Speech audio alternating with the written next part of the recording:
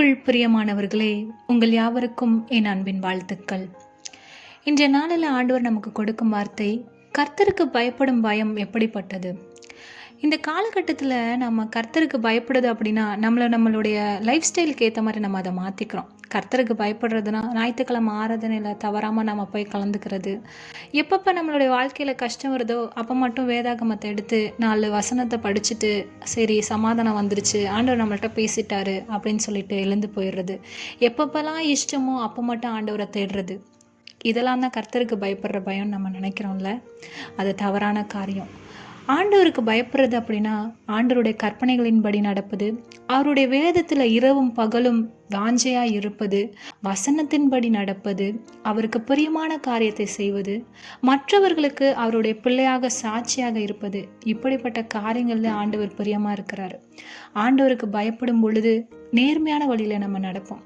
நேர்மையான வழியில் நடக்கும் பொழுது மற்றவர்களுக்கு நம்மளை பிடிக்காமல் போகலாம். ஆனால் கடைசியில் பரலோக ராஜ்யத்தில் வாழ்கிறதுக்கு அதுதான் உகந்த காரியமாக இருக்குது இல்லையா? இப்படியாக ஒரு வசனம் கூட சொல்லுது பாருங்களேன். சங்கீதம் 128:1, கர்த்தருக்கு பயந்து அவர் வழிகளில் நடக்கிறவன் எவனோ அவன் பாக்கியவான். யார் பாக்கியவான்? கர்த்தருக்கு பயந்து நடக்கிறவர்கள் மாத்திரமே பாக்கியவன். ஆனால் நாம் இப்போலாம் கர்த்தருக்கு பயப்படுறதை விட மனிதர்களுக்கு அதிகமாக பயப்படுறோம். எங்கே அது செஞ்சுருவாங்களோ இது செஞ்சுருவாங்களோன்னு. மனிதர்களை கண்டு பயப்படுறதை விட மனிதர்களுக்காக கர்த்தரிடத்துல காத்திருந்து ஜெபிங்க.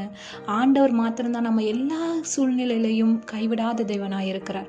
துன்பத்தின் நடுவில் நடந்தாலும் கூட நம்மளை கைப்பிடித்து தூக்குகிற தெய்வமாக இருக்கிறார். கர்த்தருக்கு பிரியமாய் நடந்து அவர்களுக்கு பிரியமுள்ள பிள்ளையாய் நாம் வாழ கர்த்தர் நம்மளை தெரிந்து கொண்டிருக்கிறார். கர்த்தருக்கு பயப்படுவர்கள் மாத்திரமே பாக்கியவான் அப்படின்னு ஆண்டவர் சொல்றார். அவருக்கு பிடித்தமான காரியத்தை செய்து அவருக்கு பிடித்த பிள்ளைகளாக வாழுவோமா? பாக்கியவான் பாக்கியவதிகளாக வாழுவோமா? ஜெபிப்போம்.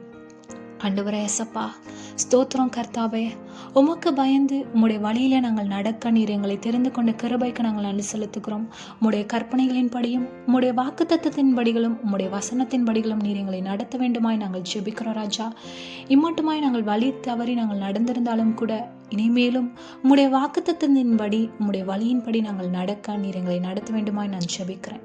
நீர் அப்படியாக செய்து தரப்போகிற கிருபைக்கு நான் நன்றி செலுத்துகிறேன். இயேசுவின் நாமத்தில் ஜெபிக்கிறேன் பிதாவே. ஆமேன் ஆமேன். கர்த்தர் தாமே உங்கள் ஒவ்வொருவரையும் ஆசீர்வதிப்பாராக. Have a nice day. God bless you.